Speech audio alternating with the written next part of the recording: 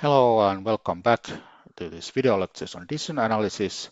And now we are in chapter 5, Catherine Kato's scientific report, and the final section, which is only one paragraph. So this is the Appendix B, secret supplementary protocol. And this is where I honestly tell that I was dishonest. So the problem treatment was honest in the sense that I use a technique honestly. So there is nothing unreasonable to use expected value rule and temper it with Hurwitz rule. This is a very reasonable thing to do. This is something that I think that is most reasonable thing to do. And using GDP as a decision matrix, this also, of course, it only looks one part of the economy or the Finnish society, but it's still a reasonable measure of economic wealth. So why not use it? There is nothing bad about that either. But what was the problem? The problem was the decision matrix. What are the numbers? What are the GDP numbers for different scenarios? And I said that they were done by the best economists. And what are the best economists? That was me. And what I actually did, so what I'm criticizing here is these numbers. So once you look at the numbers, you can say that, okay, maybe they are reasonable, maybe they are not. And I have cooked the numbers just a little bit so that they look relatively reasonable. So for example, with the scenario S1, there is no koala and export is thriving.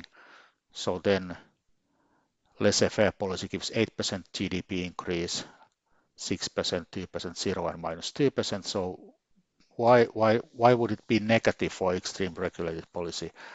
And so there's big changes here.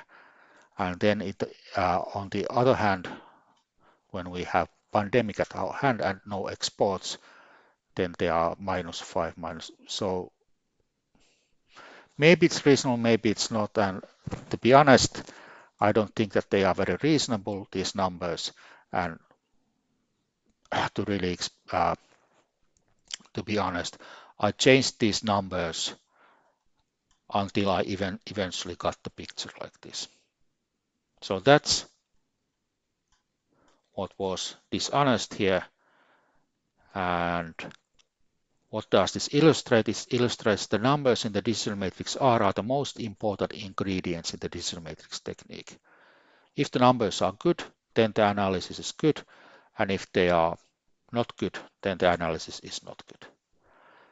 So that's the starting point, and that's the only point that can be criticized. Everything else, of course, you can criticize which kind of decision rule you use, but not so much. So most of the decision rules are reasonable. And especially the expected value rule is very, very reasonable in many ways.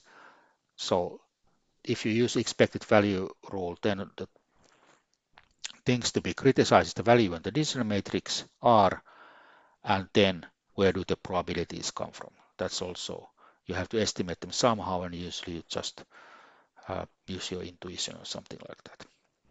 So this was the word of warning, and so in your doing your own assignments, you should pay a lot of attention to the decision matrix R to make the values reasonable, so that everything else is reasonable also.